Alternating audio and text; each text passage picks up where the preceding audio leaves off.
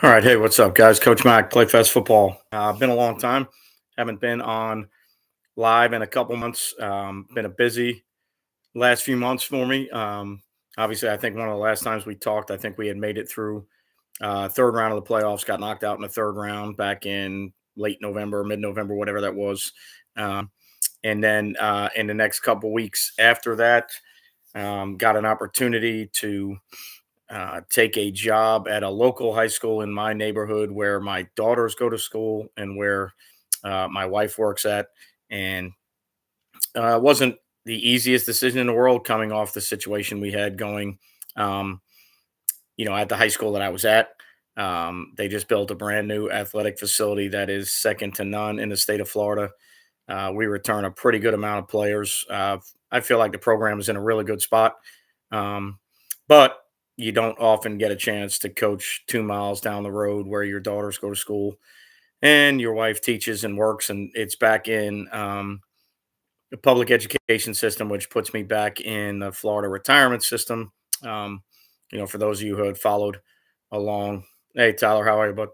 For those of you who have followed along for a long time, my first 20, I don't know, 23 years of coaching were in public school setting, Florida retirement system, FRS.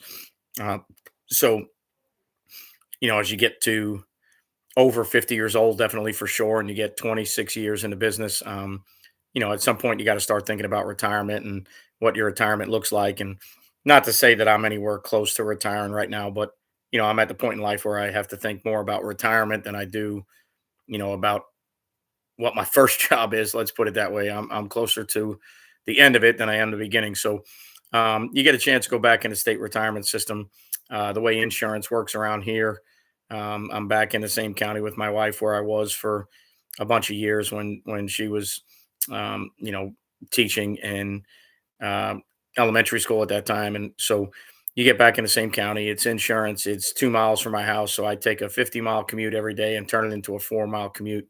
Um, you start to talk about stress, travel, gas, insurance, retirement, just a bunch of things that at the end of the day really couldn't pass up. So just trying to get all my ducks in a row, finishing up. I'm still at Bishop Kenny High School right now. I've got about 2.5 weeks left there. So trying to finish up and do what I thought was hopefully the right thing and the best thing for the kids that I teach and the kids that are there. And haven't started at Fleming yet. I don't start until March 24th.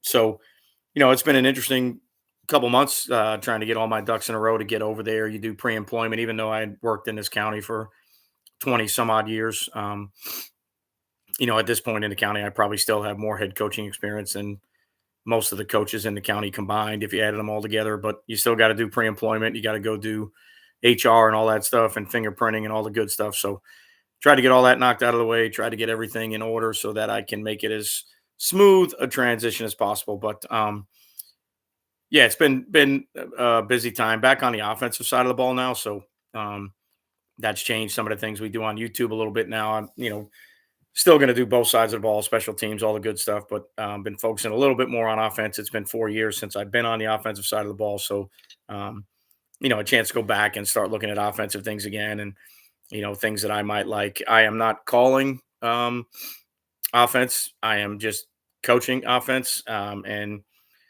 kind of in more of an administrative role. Our head coach is not an on-campus guy, so I am kind of taking the reins as an on-campus head coach, per se, however you want to look at it. So it's going to be again another. It was a nice it was a nice change of pace to go just be a defensive coordinator from after being a head coach for 20 some odd years, and now I think it's going to be a nicer change of pace to go back and be an assistant coach, and I can kind of focus on the program. I can focus on doing the things that I think the program needs to do to remain, at the level they've been at for a long time and hopefully take them to another level. So I get to spend more time doing some head coaching, probably some things I should have been doing at my other jobs when I was a head coach, but spent too much time doing football, too much time, worrying about X's and O's and not taking care of the other things. So get a chance to kind of go back and I don't want to say relax, but it's definitely less of a burden when you're not a play caller coordinator having to figure out, you know, practice schedules and scout cards. And obviously I'll do my part in whatever I have to do to make practices, work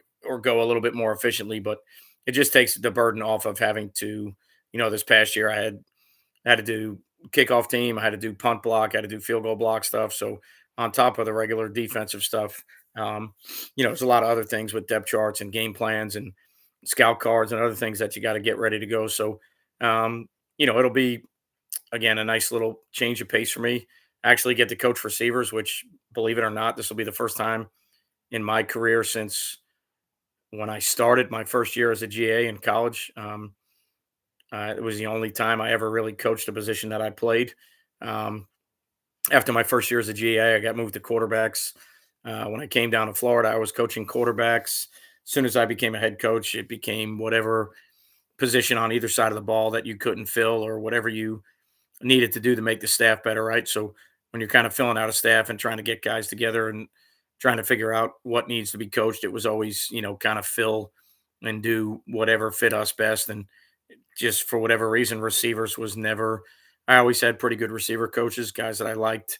Um, so I never coached receivers, and now I get a chance to go back and coach receivers, which obviously it's what I played in college. It's what I spent my college career doing. So I know the game's different now than it was 30 some odd years ago. I know I'm built a little bit differently with how I played the game when I was playing receiver and how some of these guys play the game now. But um, it's still good to get to go back and coach the position that you cut your teeth playing and do all the things that you want to do, things that you like, things that you don't like. Um, right now when I look at it, like I can't stand the way guys press release off the ball, all the stuff that you see on social media and all these 7-on-7 releases just drives me absolutely nuts. So get a chance to uh, go back and teach what I think is the most effective way to get off the football and beat press stuff and without making it some type of line dance or some type of exotic deal that we're spending all our time making 16 moves to get off the ball and the quarterback has 2.1 seconds to throw it. So if we're not getting vertical or we're not attacking down the field and all of our time is spent on these pretty 7-on-7 press moves, you're never going to get the football. So, I get to go back and do those things. I get to go back and work on blocking a little bit, which, I kind of take some pride in, something I struggled with when I was a player. As a smaller college receiver, I wasn't a very good blocker. So, I take a little bit more pride in trying to get guys to understand how to block and be part of the game plan. And it's a little bit easier now, I think, to coach receivers with RPOs. And back when I was playing, I think you kind of knew when you were getting the ball and when you weren't. Maybe some full field concepts you might have been part of the the progression, but a lot of the times when I was playing, it was a run play was a run play.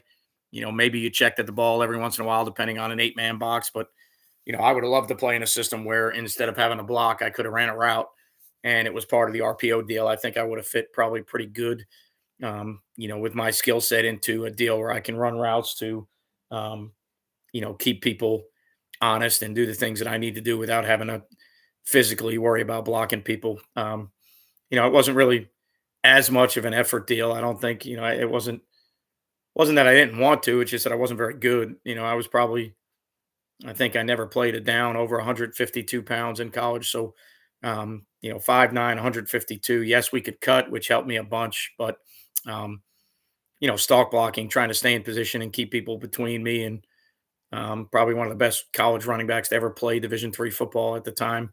Um, just trying to keep people off him so he could do his thing and, trying to do that what you kind of need to do to play receiver. So I can take some pride in that. I think route running has kind of gone downhill a little bit. Guys are so talented now that routes aren't really. There's still a bunch of good route runners. I don't want to completely disgrace the game and say that there aren't good route runners. There's a ton of good route runners, but the game's changed so much and guys have gotten so much better that the little things that you need to do. You know, when I was growing up watching Steve Largent and Ricky Prohl and Tom Waddle and a bunch of guys that kind of I thought I could resemble my game after. Obviously, I was a huge Jerry Rice fan. You know, John Taylor at that time and huge Dolphin fan. So I love Mark Duper, Mark Clayton, but I tried to at least when you're playing a game, you try to at least watch some people that maybe, you can pattern your game after, right? So, it was always the smaller guys that at that time weren't really playing slot receiver a bunch. I mean, there weren't as many slot receiver sets, right? You were playing X and Z.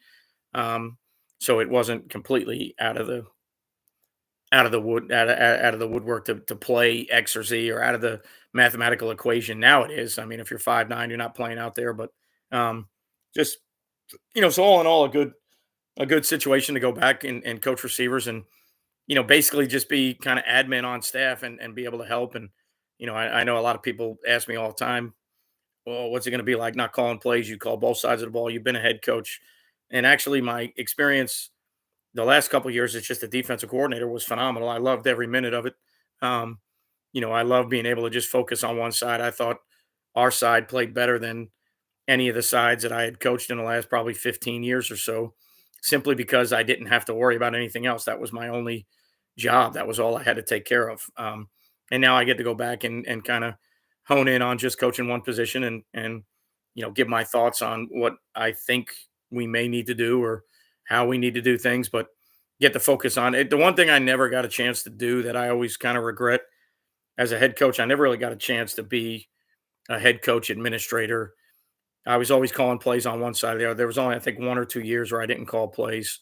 And I always wanted to be in a head coaching role where I didn't call plays. I managed the game. I worried about discipline and effort. And, I was giving guys, a management procedure of when we're going to go for it on fourth down and when we're going to kick and when we can onside kick and when we want to go for two. And, I wanted to just kind of be in charge of a program, run a program, and be all the things that I think the head coach should be that I never really got a chance to do because I was always calling one side or the other. So it'll be good to kind of take that role on administratively, even though per se on paper I'm not technically the head coach, but that's the job I'm doing for the head coach, who's a good friend of mine and somebody I've coached with before and who's been a head coach in this area for a long time, but he's in the financial world now. He was smart enough to get out a couple of years ago and go do something that he does really well that he makes pretty good money to do. And so, he can't be there. So I get to assume all those roles. So, trying to continue to build a program that's been very good, take it hopefully to another level, add same thing I've always tried to do anywhere I go, trying to add value. You're trying to find work, right? You're trying to find ways that you can use your skill set and take people to, another level with the program, trying to reach kids, trying to find a way to get numbers better, get more kids in a program, get kids to like playing football. I get to do most of the weight stuff for the football team, which is exciting for me. Again, I don't have to be in a classroom anymore. So again, at 52 years old, I really don't want to be in the classroom teaching in a shirt and tie. I've done enough time in the business. I don't feel like I need to do that. It was the best setup for me at the time, and I don't. It's not drudgery by any means, but if I could be in a weight room year round with football players, that's what I'd rather do. And that's what I signed up to do. And that's, one of the things that I think I can do a better job of is, there's a lot of really good strength guys out there, but I think the one thing in a strength program in high school you got to do is you have to make, you have to make kids want to be in a weight room, right? You can't live in, or sorry, you can't motivate with fear anymore, right? It's not, you're going to do all these workouts and we're going to kick your ass and you're going to throw up and you're going to do all that shit. Like that's just not the way anymore. You got to get in the weight room and get kids that want to be in the weight room. The weight room's their friend. You're going to become a better player. I'm going to help you become a better player. And so, I like being in there. I like getting effort out of kids. I think I do a pretty good job getting kids to work hard and play hard. So, now that I don't have to worry so much schematically about things, I can just kind of do that. So, to ask for any drill, emphasize wide receiver, accelerate the feet during blocking after first contact. Very similar to probably tackling drills. You got to do some like fit and finish work where you start them in a good fit. It's hard enough as a receiver to get in position to stalk block. My college receiver coach is in this chat right now, so I have to be careful with my words that I'm using. But uh, you know, getting to a position to stalk block, understanding angles, understanding where the ball carrier is going to be. Um, like I said, a little bit easier nowadays than it was. 25 years ago, you were being asked to run 76 yards across the field to try and cut off the free safety on a block that you may make one time. If you do make it, it probably springs a touchdown. But you are, putting forth an effort on every play and trying to show effort and trying to show that you're trying to do your job, running across the field, trying to block a one high free safety on toss the other way. Um, not for me at least, not the most effective way. If we could run toss the other way and I have access or gift throws where I can run hitch, slant, fade, whatever I need to do to get open and there's a loaded box and I get man to man, I can win out there. That's kind of the world I would have liked to play football in. But teaching guys how to take angles, how to get to angles, and we always did so much work in college, just fit it in real close positions and starting on your knees and rolling your hips and punching and keeping your elbows in and thumbs up and then doing those drills and then climbing from your knees up to a full position and sprinting and understanding how to try and finish blocks. But really, at the receiver position, it's the first thing I learned, and again, thanks to my receiver coach who's on this chat right now, you're really keeping your feet moving because you might get rolled up on at any time because the ball's always behind you. So like I never thought about accelerating my feet through the block because I was going to pancake somebody because I was normally just trying to stay in front of somebody. Mirror dodge is the way my coach always explained to me. And, kind of like O-line pass protection in a way at times. But like the ball carrier's behind me. That DB has to go through me to make a tackle. I can get run over slow. He's got to go through my chest, but I got to try and stay in between and just be the biggest pain in the ass I can be, for 2 seconds or however long it takes. Our tailback was phenomenal, so it didn't take long. But you know, you're just trying to kind of get in the way. You're trying to pester somebody. Like we're not really now we do drills where we run our feet on contact and we start fitted up on bags and to me it's similar to tackling to where you've got to start in a really good position that you would like to get the kid into. And then I think you can go backwards from there and now teach the kid the angles and how to sprint and how to decel. And hopefully you're doing work in your weight room with deceleration and all those things. Because now as a receiver, I'm going to have to sprint to a point, close some ground just like a tackler would. And then I've got to be able to decel, come to balance. And now I got to be able to shuffle and move and do things. And now if I'm going to get run through, I've got to be able to sit and sink and get some weight down, so I don't get absolutely annihilated. But a lot of times DBs are the same as receivers. They don't always initiate contact. They're trying to go around. So really a lot of times as a receiver, it's getting in good position to cut someone off. And when he makes his choice, because you don't know where the ball is, right? Everything that you're doing as a receiver is blocking based on the mechanic and the reaction of the DB. So I've got to get to a good position somewhere in the middle where I've cut the distance down. There's not a ton of space between us. I decel, I get into a position to block. And now based on the DB's reaction, now I'm going to have to cut him off and stay in front. He may be coming up hard outside to contain. Now I got to try and get a body on him. At least maybe I can widen him a little bit.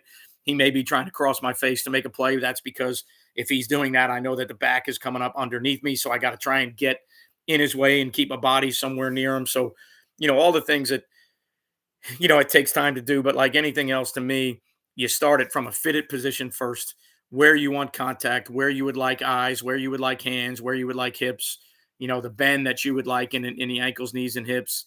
And, then you take the feet completely out of it and you put guys on their knees and you put their butts on their ankles and you teach them how to roll their hips and punch, right? And getting your butt off your ankles and getting your hips up and punching. And so to me, very similar to tackling in a way, like, and probably really similar to open field tackling. Like we got to track, you talk in tackling all the time about tracking, and, tracking the near hip and all these things. And, all these tackling companies that you talk to. I know we work with Atavis, one of my years that I was a defense coordinator, and everything they did talked about tracking. We're poor at tracking the ball, poor angles. We don't track well. And to me, as a receiver, stalk blocking is kind of the same thing, right? I got to track. I got to understand angles. I got to know how to attack certain hips to create leverage. And I got to know that there's going to be a reaction coming that's going to tell me where the ball is. Because it's not like, a lot of the time, and even the O-line may not know the entry. They know the entry point on paper, and they know schematically what they're trying to block, but they don't see the back either, right? So blocking people becomes very tough on offense because you don't see the ball carrier, right? And you're very reactionary to what defensive guys are doing and how you're trying to block guys. O-line, obviously, it's more schematically involved with what they're doing, but receivers, it's more spatial and to me, very similar to open field tackling and learning how to get off the ball and learning how to, cut space down so that a guy doesn't have 15 yards on me and trying to figure out where I think the ball is going to enter as a ball carrier if he does break a run. So maybe I can take an angle to put myself in a really good position to cut something off if I know, if I'm playing split end or what you guys would know as the X or however you want to call it, or if I was a flanker as the Z, if I'm out wide and it's going to be an inside run, I probably need to take an angle that can get me, somewhere in the vicinity of a cutoff point, right? So, it's like I said, similar to open field tackling. It's kind of like, dove shooting or skeet shooting. Like I can't run to a place the DB is. I have to run to a place where I think he's going to go, um, which is normally you would take an inside path. And then if he's outside, we can redirect and run him, but we don't want him diving inside, crossing our face. So, um, it's teaching finish. Obviously, if you can get guys fitted up in a good position and get them with their ankles, knees, and hips bent, and their hands and their eyes and their face mask where it needs to be, then you could work on rolling your hips and running and doing those things. But I don't know if that part. I mean, we do it. We work from our knees and then we climb to work on rolling our hips and running. But you know, for receivers, it's more about staying engaged, staying locked on, staying in front of a guy. Um, we'll drill it from time to time, but we're not emphasizing the finish as much as an O lineman would, um, because it's a rarity to get locked on as much as a receiver. It's more about angles, cutting people off, being a nuisance, getting in their way. Um, and then once you do get locked on, if you have guys that can finish and guys that are tough, to me, it's more seeing guys that want to compete and guys that want to win games, and all the you can all the sayings you want to go by, no block, no rock, all that stuff. Your commitment to the team is how you play without the football. Like there's so many different ways you can teach guys, but if guys want to win, they'll figure it out, and that's kind of the way I was in college. I'd much rather have the ball thrown to me than I would block. But at the end of the day, I don't like losing either. So, if I've got a tailback that's going to run for 300 yards and that's how we're going to win the game, then I'm going to try my best to block people. Again, I wasn't very good at it. But yeah, I think it's the same thing, Cody. It's the same thing like teaching coverages to guys, right? Like we got to win on our leverage side. We got to know where we can't miss and things like that. Obviously, on defense, if you're tackling, all the work you do in two-man vice drills and where you can send the ball and using a sideline as a friend and all those things. It's very similar at receiver, but most of the time, to be honest with you, most runs are coming up inside of you, so you kind of know where you can't lose. I would say that's the biggest thing between stalk blocking and open field tackling. With open field tackling, a lot of times, depending on the scenario, there's a couple places I could possibly lose. I would like to not lose to the outside. I would like to turn guys back to where my help is. Obviously, all the vital teaching points that you're talking to kids about on defense. But I would say stalk blocking probably 95% of the time the ball is going to be inside unless we're running like bubble screens or even if we're running like jet sweeps. If I'm playing split end and we're getting jet sweeps coming my way, a lot of times those jet sweeps don't make it that far. They turn up inside of that, even if it was speed option, things like that, that do come to the perimeter. But if you're playing X or Z, I would think the ball goes inside of you 95% of the time. So you kind of know, your angles and your leverage and where, you need to win. But you got to be careful not to try to win and get dove around outside. And now you don't put a hand on anybody. So, um, to me, it's similar in a way. I think that's a very good point. Know where you're trying to win, know where you think the ball is going to be, know what you're trying to do. At that point, as a receiver, you're just trying to take a DB anywhere he wants to go. And then you know, it's like in, linebackers make D linemen right and secondary players, third level makes the second level right. Yeah, we're supposed to force a play and the safety's supposed to be an alley runner and the force player ducks his head inside. Well, the damn safety has to now fix the alley and go over the top, right? It's the same thing with the running back. I've got to get a body on a guy. Yeah, I'm trying to take him to the sideline if I can, but if I can't, you know, if he dives inside and I can get at least enough a body on him to hang him inside, well, then now the ball needs to bounce and go outside of me. So um, that would be the only difference to me, I would think, Cody, with open field tackling and blocking. I think as a receiver, at least, because I actually was recruited to play DB in college, but I couldn't tackle. Um, I played both sides of the ball in high school. I coached both sides of the ball, all that good stuff. As a receiver, I kind of think I know where that ball is going to be. As a defender, you got a lot of things going on where, in the open field, you got to close space and You've got to understand how to track and which hip you're trying to track and where your help is. And yeah, you think you know where that ball's got to be sent, but in today's game, there's a ton of space with two-way goes where you could miss either way and be in trouble. So um, I think at least as a receiver, I feel a little bit more confident that I kind of have an idea where I need to win. And but I also don't want to be so obvious with my angles and my approach that as soon as I take that angle, it looks nothing like a pass route, and they already are out of their back pedal fit and runs because none of my routes on film look that way, right? So that's another thing that I'm kind of a big stickler for, like with our route running. We need to be building things off of stems. The stems need to look similar. We need to be able to carry some routes that can look very similar to one another. So my stems all kind of work the same. Like when I was playing in college, almost all of our, everything was based off of a post stem pretty much. So like old school digs were run off a post stem. Old school curls were run off a post stem. Post corners were run off a post stem.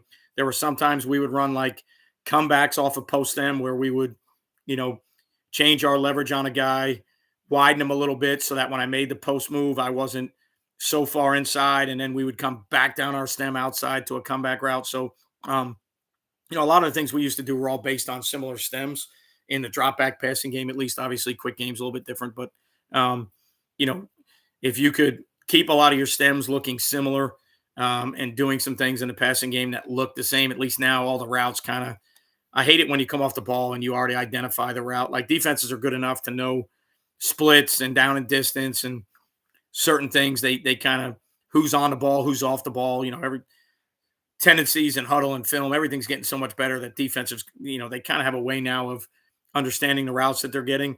But if you could make your stems look similar and your approach to me, trying to make a lot of your routes look similar with your stems, I think you can gain an advantage as a receiver. The weirdest thing about playing receiver is every playbook you've ever been handed in your life has all routes drawn with straight lines. I don't think I've ever tried to run a route in a straight line. Almost everything has some type of impeding element to it, whether it's press coverage, outside backers, guys trying to jam and get hands on, leverage of DBs, right? Understanding leverage of DBs. And if a guy's playing outside leverage, well, that's where he doesn't want me to go. So I need to threaten that. If a guy's playing inside leverage, that's where he doesn't want me to go. So I need to threaten that. So, we draw these playbooks with lines that look so clean and crisp, and you just don't run routes that way, right? Your routes are based on different moving pictures of where guys are lined up on defense and what the coverage structure is, and trying to understand the leverage and the depth of a corner so that I can understand what I think I'm getting from the safety, so that I can understand what I think I'm getting from a curl player if I have any routes that might take me in there and I'm going to get walled or possibly, jammed or beat up or try to cut me from running certain routes. So I think just being able to teach more about the coverage side of it, from coaching defense for so long now, and being able to teach more about, leverage and how we can attack leverage right on defense. I'm always trying to tell back end guys, we got to try and win with leverage. Well, as a receiver, and a receiver coach, I'm trying to tell guys how to attack leverage, and I want to give myself a two-way go as many times as I can, right? Those guys like to tilt. They like to play leverage and force you a certain way. And, the more you threaten where they don't want you, I think the more separation you can create, the more you can get a guy square and give yourself a two-way go. I think the better player you are on offense. So, again, all those things that I've talked about at times, but never really had a chance to work on it. Never really had a chance to talk to guys about little things that they should do, right? So, it's sometimes if I did get a chance to help receivers, whether it be on a JV level or if we just had a practice where the defensive guys, we weren't doing any defense and there was no JV and everything was offense and you had to go help guys, like, trying to teach guys when they catch when you catch a pass and you turn, which way you're going to tuck the ball, right? So for me, it was always turn left, tuck right, right? So, just doing simple drills where, and one of them I would do almost every day with Joe Delgaze, who's in this chat still, if he hasn't fallen asleep yet. We'd start with our back turn to the coach. He would yell ball. He's telling you, hey, you're going to turn to your left. When you catch the pass, turn left, tuck right, right? So if he yells ball and I turn to my left shoulder, when I catch that pass, I turn to my left shoulder again and I tuck the ball in my right hand and I try to get vertical. Coach would put cones down, a yard or two to the side of you so that when you turn to catch a pass, um, you know, biggest thing is like when guys get sloppy when you're doing drills, right? So your drills kind of are gonna you're gonna build a habit one way or the other. You're gonna build a good habit or a bad habit. So why waste your time building bad habits, right? So like when you do those turn tuck drills like that, biggest thing is get vertical right away when you turn. So if I turn, for argument's sake, it's like a hitch route, right? If I turn and catch a ball over my left shoulder, and now I turn to my left, which is outside for me, and I tuck the ball to my right. Well, when I do that, I can't go 6 yards outside to then go up the field. I've got to be able to make nice and tight turns, get vertical as soon as possible, get yards after catch, all the good stuff. And, teaching guys that based on where they turn, where they're going to tuck the ball. And, a lot of receivers don't understand how to tuck the ball, and they don't understand they don't get the intricacies all the time of ball security. And once you catch the ball, you become a ball carrier and trying not to fumble. And, um, so all those little things with doing drills and learning how to make cuts, right? Learning how to get in and out of breaks is probably the biggest thing that, guys nowadays struggle with. You see so many routes that are rounded off and so many routes that take so long to get into and a kid can't get out of it, right? So they lose all speed, acceleration in the route, right? So guys that know how to get in and out of cuts and understanding what breaks you're making, right? There's certain breaks I can make where I can maintain a high level of speed. There's certain breaks I can make that, physically, scientifically, my body has to decrease speed and I've got to be able to lower my level tremendously to make those cuts. And teaching guys how to keep their feet underneath them, teaching guys how to keep their feet inside their hips and shoulders, same thing you would teach DBs, right? Like I think we get so quick into schemes and we get so quick into how we fit in the schematics of what we're doing that we kind of lose, and what's amazing to me and when I was playing, we never really did 7-on-7. You were playing other sports year round, right? We didn't have 7-on-7. What's amazing to me is watching the amount of 7-on-7 that we have, but watching wide receiver play kind of decrease. So, to me, technically, fundamentally, I think wide receiver play has gotten sloppy or a little bit worse. The guys have gotten way better. The talent's gotten way better. The receivers have gotten, the size of guys, the way they run, the way they jump is off the charts from where it used to be. But I think technically, fundamentally, the position's kind of gotten a little worse, in my opinion, over the last 30 years. And we do more 7-on-7 stuff. The position should get better, right? So you should see, um, to me, you should see better route running and better mechanics of getting in and out of breaks and understanding how to decelerate and accelerate and understanding how to make breaks on angles that get you in and out of where you need to be and where the quarterback's going to throw the ball and not rounding off of breaks and not false stepping. Like all these things that should be getting better because we spend more time doing it, but they're almost getting worse. And in my opinion, it's because as soon as we get into 7-on-7, and I've been as guilty as everybody else, as soon as we get into 7-on-7, all we think about is scheme, scheme, scheme. What's the next play? What's the next beater? How can I beat quarters? How can I beat man free? How can I beat cover two? How can I beat cover three? All right, well, if we take this route concept and we tweak it a little bit, and this guy runs this route and this guy runs that route, then we can get after that coverage. But if it's this coverage, we're going to run something else. And you get to a point where, guys start to lose the technical, guys lose the technical fundamental ability to play the position, even though we're spending more time playing. Like these guys are spending more time playing receiver than I ever spent in almost my entire life, because as soon as football ended, one year I wrestled, the next year I played basketball. And then when that ended, I played baseball for 2 years. And then my junior year, I started playing golf. So like I never had time to do anything else. And we never really did anything full year round, because that's just, we were playing other sports. You were competing. You were going out there and doing as many things for your high school as you possibly could. And now we've got it almost structured to where kids are doing just that. And I think personally, from a head coaching standpoint, we get worse technically and fundamentally. And that's because it's our fault as coaches. I don't think it's the players' fault.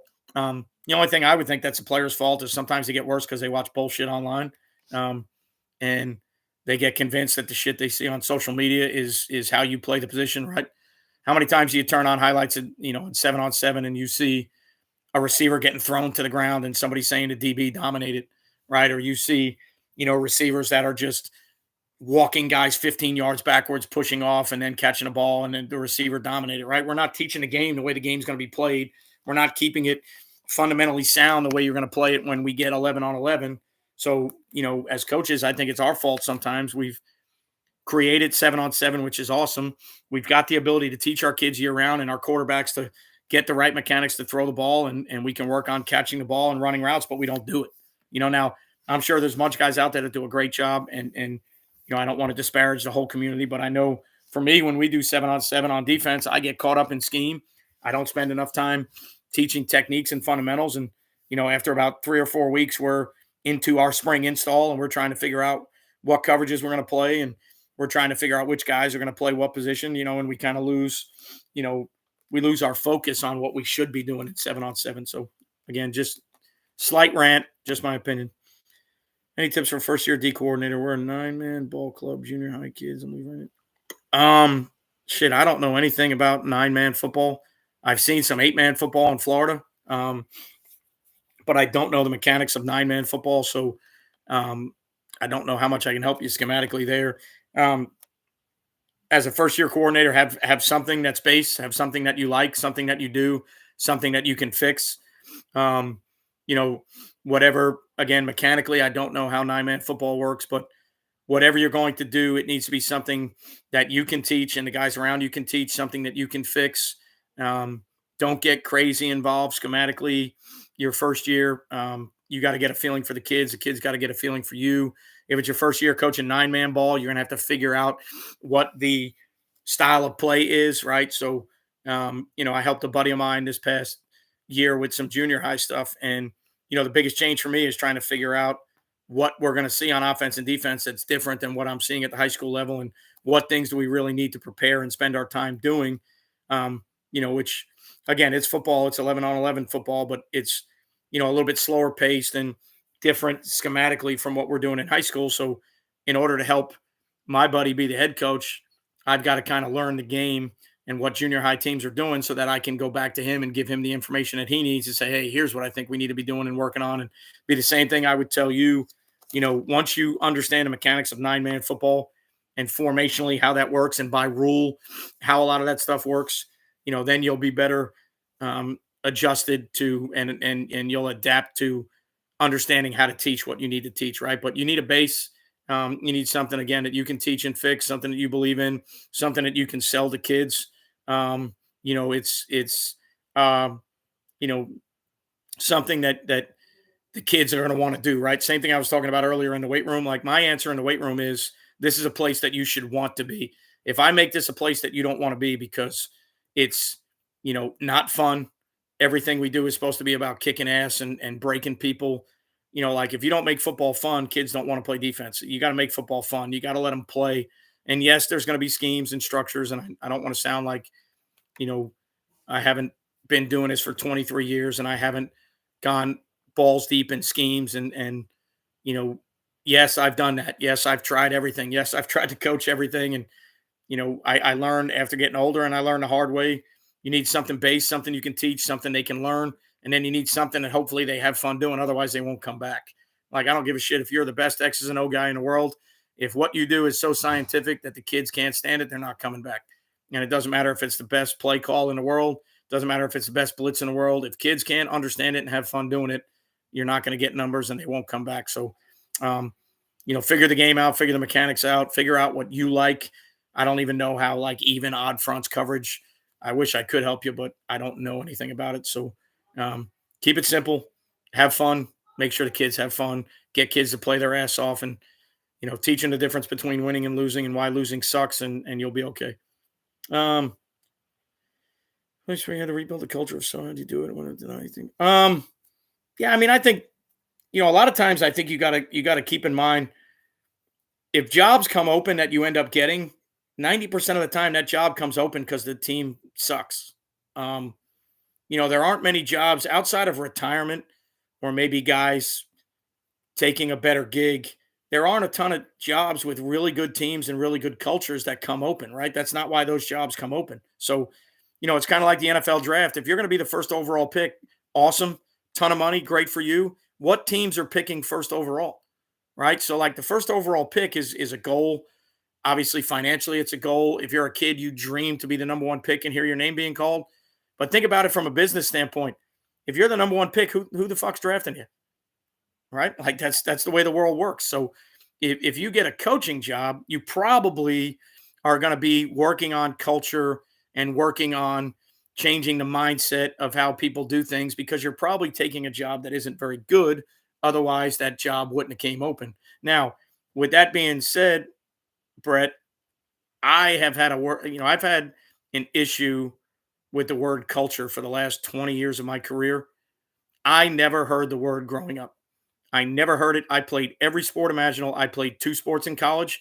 I never, ever heard it growing up. All I heard about was what it takes to be an athlete, what it takes to be a football player, what it takes to win, what it takes, to get to the next level. I never really heard that catchphrase culture and how we build our culture.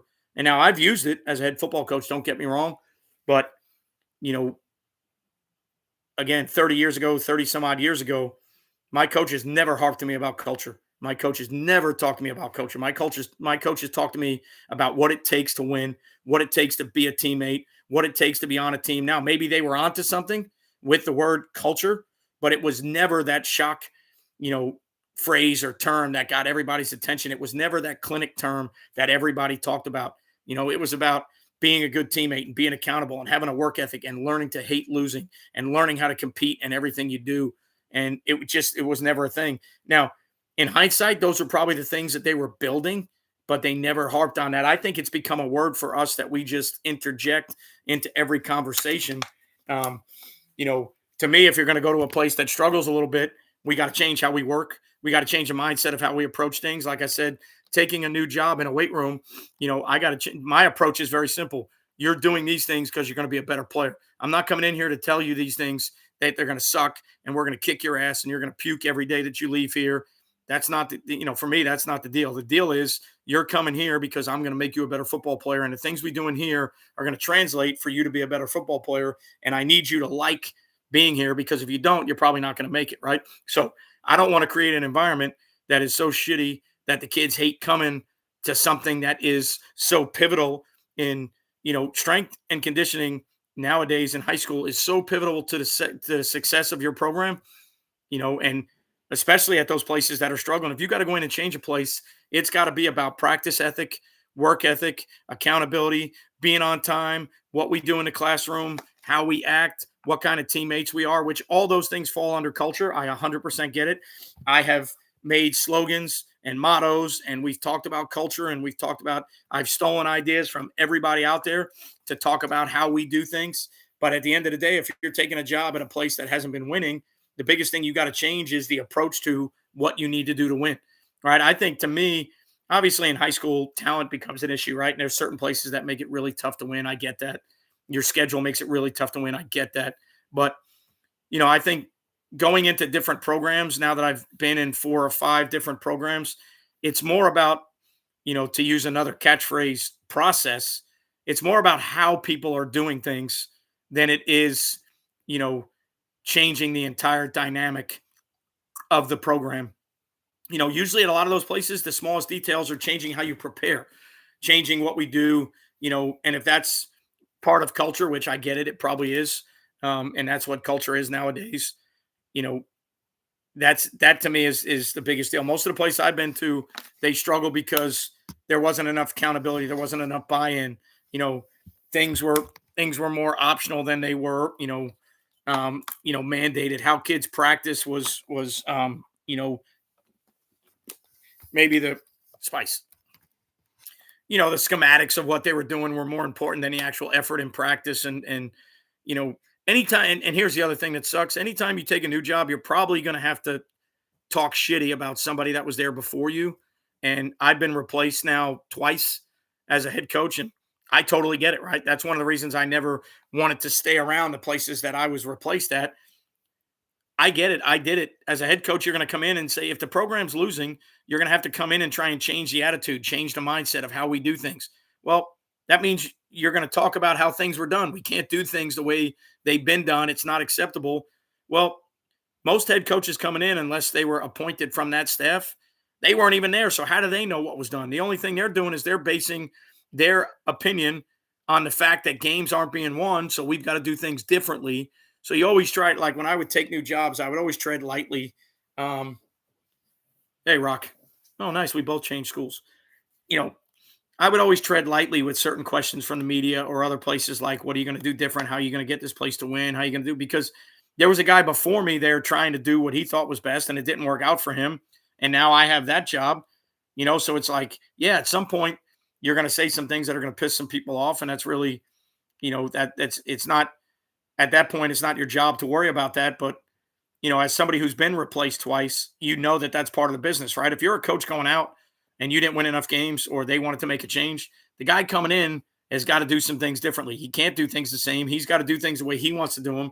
He's got to win his team over. He's got to take command of his team and get them to play football for him, right? So, normally to me, it's about, just, and sometimes it's about changing anything, right? If you change sometimes can be good if it's just the change to say that we're changing things.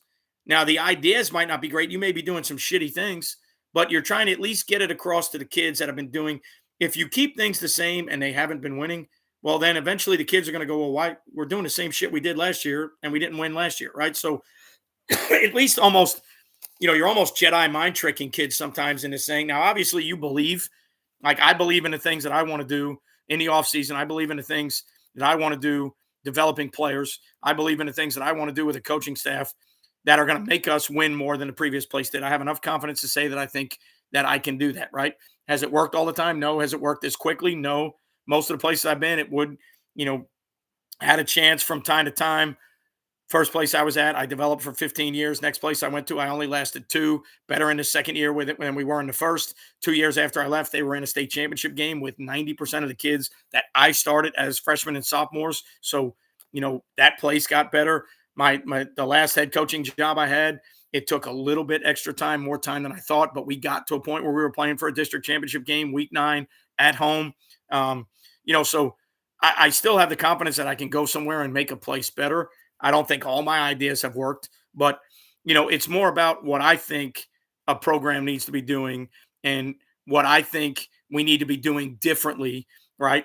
The other thing you got to remember, if you're a new guy coming in, you got to get people on your side, right? So you better do all the things, within the community and within the high school. You better show teachers that you're trying to get kids to act right.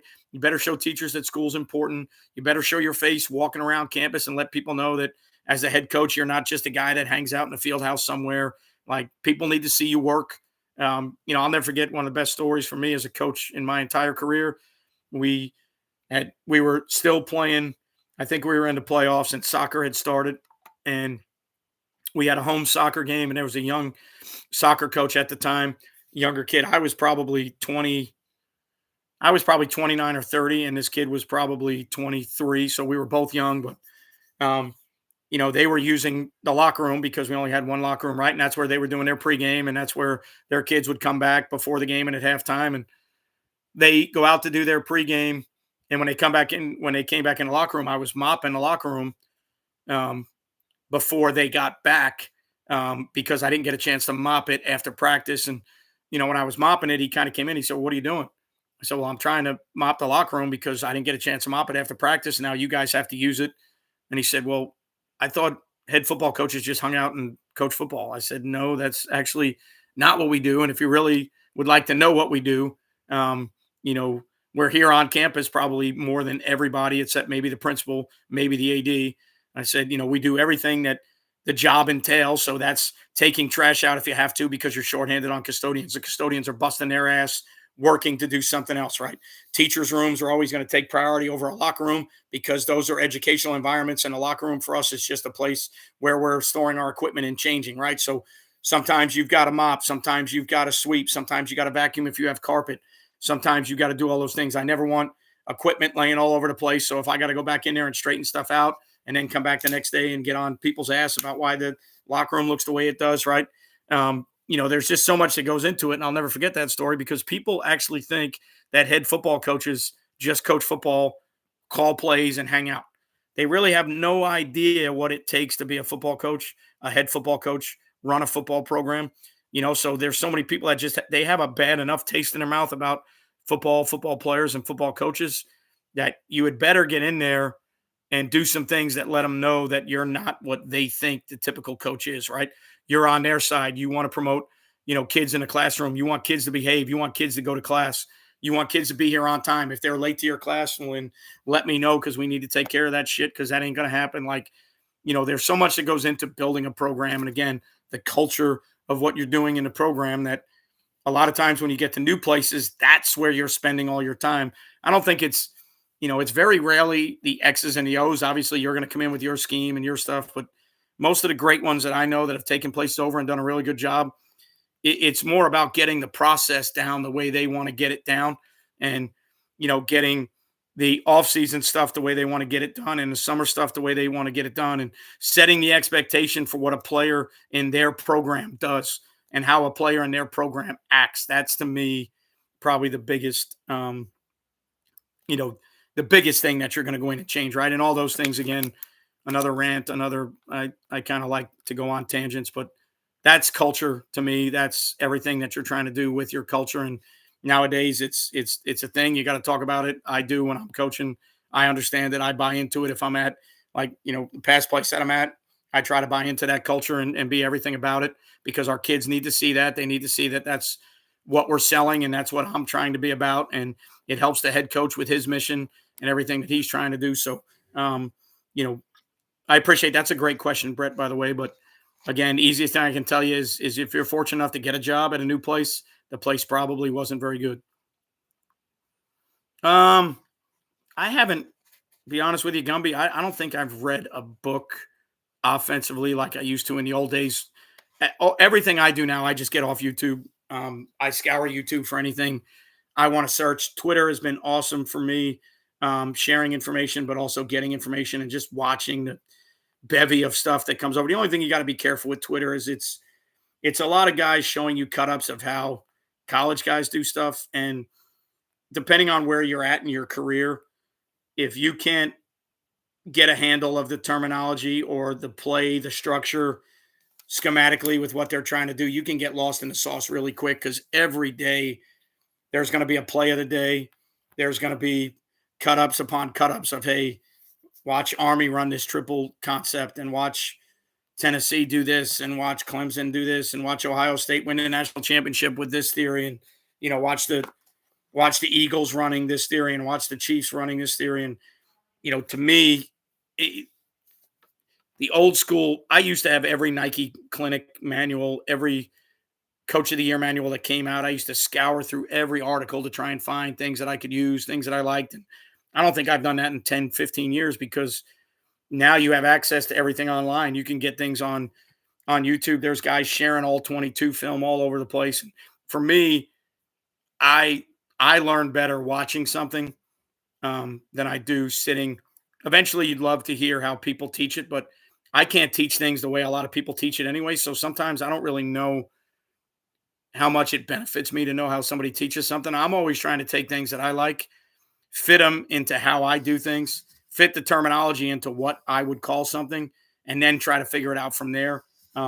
If you get the chance to speak with somebody who you're studying or a scheme that you're studying, if you ever get a chance to sit in on meetings, obviously I highly recommend that. But for me, it's mostly watching film, watching YouTube. I normally have something in mind that I'm going to look at, whether it's certain runs, right? Whether it's zone schemes, gap schemes, RPOs, drop back passing, quick game passing, tempo. I normally have a topic that I'm going in that I know I'm going to look for. And then I do my research on who I think would be valuable resources for that topic.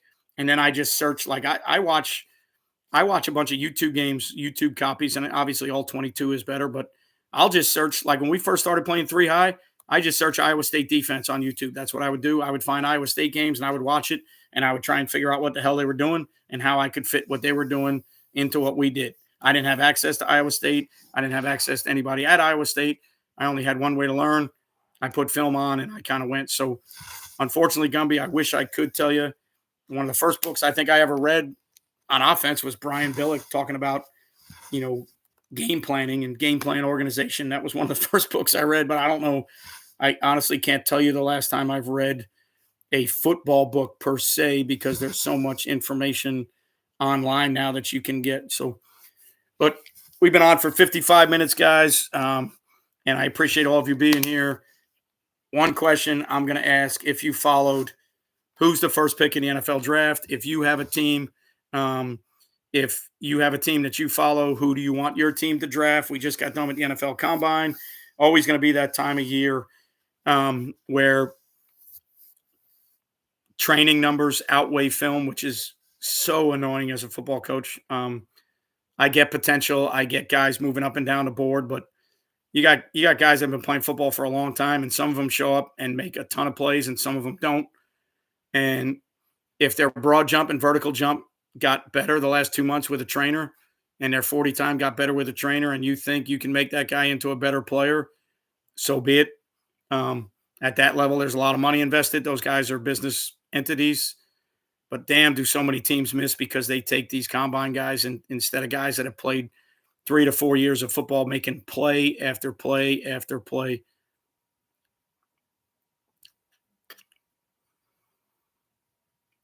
Big Jackson Dart guys, huh? He might go in the first round. I think he's starting to get a first round grade. I think he's a wild card. I think competitively, what the things he can do. I think you look at somebody like Bo Nix and the success he had. Bo Nix sucked at the combine. His throwing days were awful at the combine, but there was more to it than that. And I think Jackson Dart, to me, in the SEC, had a better career than Bo Nix. So, I think he's intriguing with a lot of the things that he can do. And, I think somebody's going to take him and probably end up with a pretty good player. Who's the first round pick? Is it Cam Ward by necessity for somebody that needs a quarterback? Does somebody take a shot on Travis Hunter? Is it Abdul Carter? I think anytime you can get an edge rusher that you think is the next one, that's hard to pass up, in my opinion. Yeah, I think based on who ends up keeping the number one pick, it'll probably end up being Cam Ward. Abdul Carter's corner candidate or Jackson Dart or Cam Ward.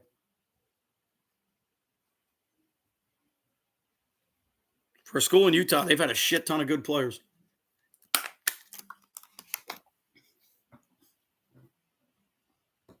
Yeah, I could see why. I asked that question on my Patreon site today, and I had a guy say he wants to see Abdul Carter be the first pick because he coached against him 4 years. I mean, anytime you had a kid at your program or you coached against a kid, it's always good to see them go. Like I can remember, always following all the stuff Tebow was doing with the Gators because he beat our ass for 3 years and had to play against that. So anytime I see a guy that we've had to coach against, or hopefully one day I'll get it.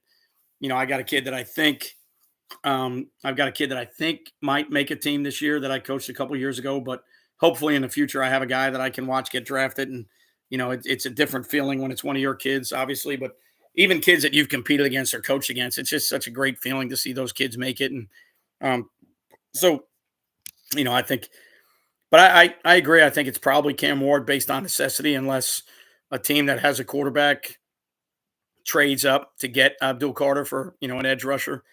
Hopefully some of these teams follow, at least I hope the Jaguars do eventually, because we missed last year, although Brian Thomas Jr. is not a miss by any means, but I don't think it's what we needed to win at that time when we passed on Quinyon Mitchell. And obviously, Cooper DeJean was taken later. The Eagles took two of them, knowing one of them was going to be a nickel guy. Already had Darius Slay. So, obviously they were very good up front. I love the Eagles' plan of taking big, dominant physical players from the SEC that, that pedigree to me is still the best. If they can play there, they can play in the NFL. That's for damn sure. So taking those guys that can get after it and get after it up front, and then making the back end better and taking that nickel corner. Like when they took Cooper DeJean after taking Quinyon Mitchell, it's like, why are you taking him? White kid isn't going to play corner. You just took a corner. Well, hell, they know the way the NFL's played. They knew one of them was going in the slot. They knew they were going to have a fit DB on the field playing slot stuff. And he just happens to be one that's physical as shit, can tackle, can cover. So anytime you can get another corner that can cover and play the nickel spot, I think you're in a really good spot. Zach Wilson, Cody Eagan, Dart, Devin Brown, Isaac Wilson. Yeah, it's pretty damn good. Pretty damn good. But obviously, great football program. That's what happens when you have great football programs. You start doing stuff like that, and then you know it's something that kids want to be around. Obviously, you've got a community full of talented players, and you got guys that want to come out and play football. Success breeds success, and winning breeds winning. And it's good to see a run like that, which is pretty damn impressive with all those kids playing college football, especially at the quarterback position. Like you don't see that. Maybe some of the a few major programs across the country, which obviously you guys are an extremely good program. But even in Florida, you don't see a ton of places that produce quarterback after quarterback like that at that level. That is pretty freaky. But I'm going to go out on a limb. I'm going to say it's going to be Abdul Carter. I don't think it's Travis Hunter by any means. I don't think anybody is even thinking that anymore. I think Shador Sanders has fallen down the board a little bit, um, based on when quarterbacks are going to be taken. Interesting to see if Travis Hunter plays both ways, which he, is. I don't know why. For him, if I was his agent, I don't know why I wouldn't be selling that point to everybody every chance I get. I'd be telling people, look, I'm going to play wherever they need me to play to win. If they need me both ways, I'll play both ways. I've proven I can do it. I'm not going to walk up to an NFL franchise and say I expect to play 115 snaps and you're a damn rookie getting drafted in the league. How are you going to go into the locker room and tell guys on both sides of the ball you expect to play, 115 snaps a game and you're that damn good, which you are, and he's a great player. But I think guys have to understand how to set themselves up for success. And as a rookie going into a locker room, I don't know if you set yourself up for success by saying that you can play both ways and you can start both ways because there's a bunch of guys in those locker rooms that could probably start both ways already. Maybe they're not in the shape he's in. To me, his skill set is phenomenal and it's awesome. But to me, his conditioning and his mindset, how you get a kid to play that many snaps, all year round when we have a hard time getting kids to play 75 snaps in high school and he's doing it at the best level, 115 to 120 snaps. To me, it's absolutely phenomenal. Now, I guess you could say he's outside, he's covering and running routes. He's not, he does tackle a little bit. He's not the most physical guy, but I don't think he has to be because the matchups that you're generating, you're usually drawing a guy that's running routes and catching passes, right? You're not drawing a guy that's a great stock blocker. So, but the draft is always interesting to me. I've become a little bit more of an NFL fan over the last couple of years, not as much as I used to be or as big as I used to be when I was a kid. Once I started coaching, I lost my love for the NFL game, but I've gotten more into studying some things that the NFL teams are doing. Right now, I'm looking at some passing game stuff and how you can kind of simplify it down to the high school level. And are there things and ideas we can take from how they do things to install them in high school and be successful, right? Trying to see how the best teams are packaging things together. And are we ever going to carry all that in high school? No, but I'd like to see how they package it together and how they teach their quarterback, based on I had John Walford, who's on the Jags right now, NFL quarterback. He graduated from Bishop Kennedy and had him on YouTube the other day talking about optimizing plays and given a third down situation of what they would go through and the two calls they would have, and knowing that the defense is either a one rat team or they're a two Tampa team on 3rd and 8. That's what they do, and how he's going to get them into the right call based on the game plan and what he sees, and indicators or tips to what the coverage may be. Simple things like lining up an empty to get the defense to show their hand. If it's man to man, you're going to get a backer lined up on the back. If it's some type of zone, you won't. Now you can motion the back in. Like all the great things that those guys are doing makes sense. How much of that can we do? I know we can do some of it, but I'm kind of looking at some things right now, seeing how they put it together, throws maybe that offenses can make. How can we move the ball and do the things we need to do? Even though, again, I'm not calling plays, but I'm on the offensive side of the ball. So I need to kind of be at least aware of what we're trying to do and how I think it could be better. So, but I appreciate all you guys being here. First time in a long time.